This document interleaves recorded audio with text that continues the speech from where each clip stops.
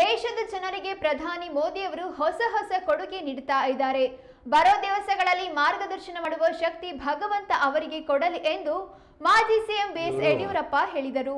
ಶಿವಮೊಗ್ಗದಲ್ಲಿ ಮಾಧ್ಯಮ ಪ್ರತಿನಿಧಿಗಳ ಜೊತೆ ಮಾತನಾಡಿದ ಅವರು, ಸಂಸದ ಬಿವೈ ರಾಘವೇಂದ್ರ ಅವರು ಸಾಕಷ್ಟು ಅಭಿವೃದ್ಧಿ ಕೆಲಸ ಮಾಡ್ತಾ ಇದ್ದಾರೆ ಎಂದು ಹೇಳಿದರು.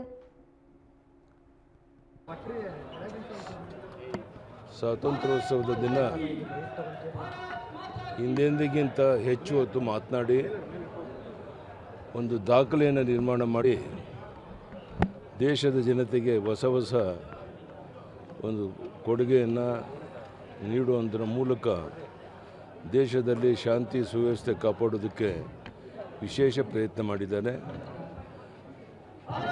ಎಲ್ಲರ ಪರವಾಗಿ ಪ್ರಧಾನಿ ನರೇಂದ್ರ ಮೋದಿಯವರಿಗೆ ಅಭಿನಂದನೆಯನ್ನು ಸಲ್ಲಿಸ್ತಾ, ಬರೋ ದಿವಸಗಳಲ್ಲೂ ಈ ದೇಶಕ್ಕೆ ಮಾರ್ಗದರ್ಶನ ಮಾಡುವಂಥ ಶಕ್ತಿ ಭಗವಂತ ಅವರು ಕೊಡಲಿ ಅಂತೇಳಿ ದೇವರಲ್ಲಿ ಪ್ರಾರ್ಥನೆ ಮಾಡ್ತೇನೆ.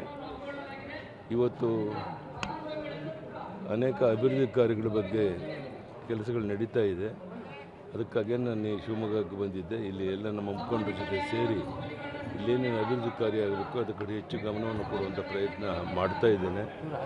ಸಂಸತ್ ಸದಸ್ಯರಾಗಿ ರಾಘವೇಂದ್ರ ಅವರು ಸಹ ಅನೇಕ ಅಭಿವೃದ್ಧಿ ಕಾರ್ಯದ ಕಡೆ ಗಮನ ಕೊಡ್ತಿರುವಂಥ ನೀವೆಲ್ಲ ಗಮನಿಸ್ತಾ ಇದ್ದೀರಾ.